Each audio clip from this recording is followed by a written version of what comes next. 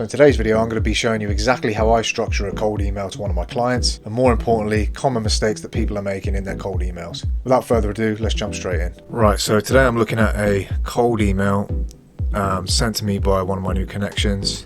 Yeah, let's just crack straight on. So yeah, I've said immediately here, like, this is not a bad cold email by any stretch, but there's a few things I'll do differently to increase opens and responses. So, you know, to me it looks nice and short. I like the sentence lengths and things like that. Mine actually looks quite a bit longer. I've done mine in sort of more of a copywriting style, but I'll talk more about that in a bit. So, subject, looking for a good SEO lead generator. I said this is a little bit salesy. Upon reading this, I already think you're trying to sell me something. Frame your subject line as a threat or opportunity instead. Quick example, how I tripled my leads through SEO. I'm not asking them if they're looking for something, because that's the salesy part about it. 2, I've demonstrated the result is proven by saying I've already done it.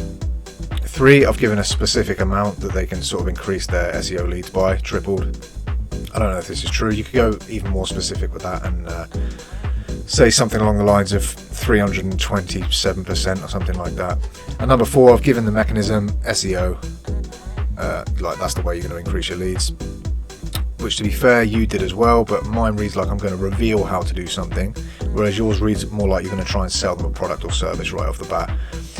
For this reason, skeptics and spam haters won't even open the email, in my opinion. Yeah, so it seems like it's trying to offer you something like a product or service, so that's the issue that I've got there.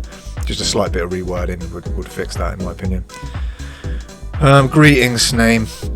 I like to go a bit more informal with a hey, but that's just personal to me. There's probably a lot of good copywriters that would disagree with me. Yeah, I mean, let me know in the comments if you prefer going formal or informal. Personally, I like informal because I think people like working with a person rather than a company. They want to sort of work with, they want to know the person on a personal level who they're working with. As the champion of providing SEO leads, we know what a good service is. But immediately, very salesy line. You want to disrupt with an issue they've got and then intrigue them with a solution. Yeah, it's just like, we do this and we know what a good service is. Like, it's, you know, you're going to be sold something. A lot of people are going to stop reading if they even open the email, in my opinion. It's accurate, high quality leads delivered daily, so you can get your money's worth. Here you've got, yeah, this could be good service. This should be spelt monies, and this should be overspending one word. Use Grammarly just to address these issues. But I put good benefit.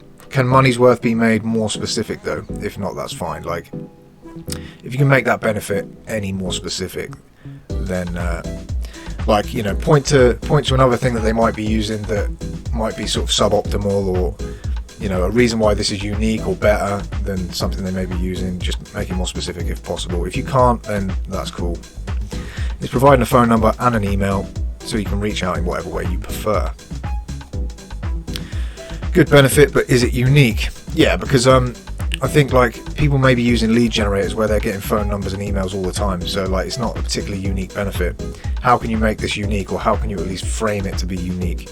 Because, I mean, I've collected a lot of leads as well, and, you know, all sorts of things I've used have given me phone numbers and emails. So if you can sweeten that a bit with something unique, it will be much stronger. It's reasonable prices, so you're not overspending. This is a generic and salesy line. Yeah, it's very salesy, and anyone can say this. Yeah, anyone can say we're cheap. I personally leave price out of the email completely. Keep it entirely intrigue/benefit based. So yeah, don't even talk about price.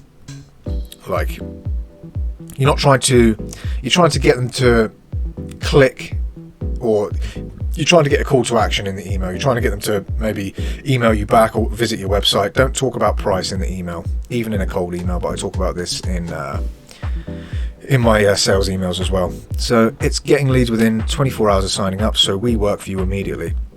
I put the last sentence here isn't necessary, so we work for you immediately. You don't need that. I think you'd be better off saying, and best of all, you'll start getting high quality leads. Oh, that's not very good actually. You'll start getting high quality leads, ignore poor, within 24 hours. So you'll start getting high quality leads within 24 hours. Like that sounds a bit better than why I put that. This is why you edit people. If this is what you're after, email us back. I'll put, yeah, it's a nice CTA, it's cool. If you want this, give us an email back. We'll send over samples just so you can make an educated purchase, like all of our customers have. Bit of social proof there, that's not bad. I've not written that, but yeah, that's social proof. I do something similar to this in my emails as well, but just stop talking about buy, purchase, etc. No one wants to be sold anything in their email inbox. Even if it's a cold email, they don't want to be sold stuff. So I put give them help or a solution or a way out. Don't give them a product or a service, It's just, people don't like it. So here's the way I did it. I mean, I didn't actually rewrite this email because I didn't have time. So instead, I'm going to talk you through the cold email that I use to cold pitch my prospects. So subject line, double your email click rate. Opportunity, they know what's in it for them to double their email click rate. It's a big benefit. It's a double. That could mean a double of visitors to your website. They know this. Specific question. Oh, sorry, specific. So yeah, the benefit is specific, and it's a question which has been shown to provoke a response. So sometimes on my subject lines, if it would work as a question, I just put a question mark at the end, because it's like, it leaves it open-ended. It's like I'm asking you a question. So it might provoke the reader to want an answer. So yeah, that's been shown to be quite effective. That's one way of doing it. You don't have to do it every time. Hey name. So I said informal, just a me thing really. Like I'm pretty die hard on that, to be fair, but a lot of people might not be. I hope you're well and had a good Christmas and New Year. So obviously this is a personal greeting and it's recent. I'm actually going to get rid of that completely soon. I just thought I'd let you know that after signing up for the company email list, I've noticed that you're landing in the promotions folder. So this is a casual segue into a serious problem they may or may not have, but most companies do have this, at least the companies that I'm targeting, so that's their problem. And I'm being as casual and indirect about my service as possible at the moment. I'm just like, this is a disrupt involving their problem. This has been shown to kill your click rates by around 19%. You'll also notice that each line flows into the next. It's single threaded and it's conversational. I don't just pivot. These are each sentence relates to the last. It just builds on it, or in some way. So it's been shown to kill your click rates by up to 19%. So now I explain why the issue is serious. I use the word kill to make it sound more serious, and I give a specific number, which is found with research. I don't know how true that is. You can easily double people's click rates with good emails, but 19% is a ultra specific number. So it's just more believable. So it's actually very easy to get out of this dreaded folder. Q solution. It's just a simple matter of increasing email engagement rates. That's your solution, but obviously they don't know how to do it. The problem is, so this is your limiting problem, you've probably reached an email engagement plateau, which is your limiting problem. So I've written a short email to promote your product I've written an email for, which is the solution. Use it and your click rates will increase immediately. The result of the solution. Simply reply to this email and I'll send it over. CTA. I don't want any money for it, however. So yeah, I don't want any money for it. It's just, remind them that it's free. It's just, I'm leading with value. But I have tried sending over the emails as an attachment, but to be honest, I get similar reply rates whether I send the email or not, so I figure it's just better to not send it, because you're going to get the response anyway, and then you can set up a call through that response, and then you can send them a trial if they want it, or you can try and close them on the call right there and then.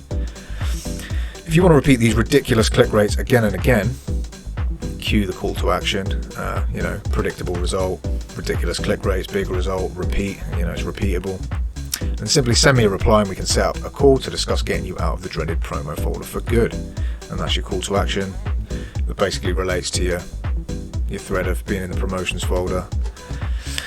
And then I've given a PS, which is check out my website as well as my LinkedIn page, and I've linked both of those, where you can see my previous work, previous clients, as well as videos detailing my email writing process as I break down what makes this style of email so powerful. So my clients, a lot of the time, they actually I've heard people say you don't want to convince a client that they need you, which is true, but some people don't realize whether or not they're looking at good copy.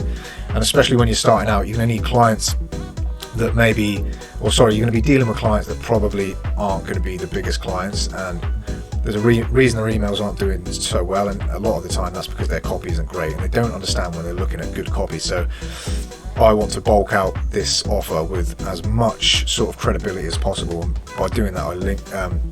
The way I do that is to send them to my website as well as my LinkedIn page, which is just like packed full of sort of examples of what I do and people asking me for advice, and it just makes me look good. So the PS, which links to pages that provide lots of credibility, and that's just another thing you can do. You know, what if you don't have credibility? Do some free work, do some whatever, get some testimonials, get some case studies. That's not always going to be possible, but yeah, this just kind of makes the email a bit more believable, and this gets a really high click rate, and yeah, it gets a good response rate as well.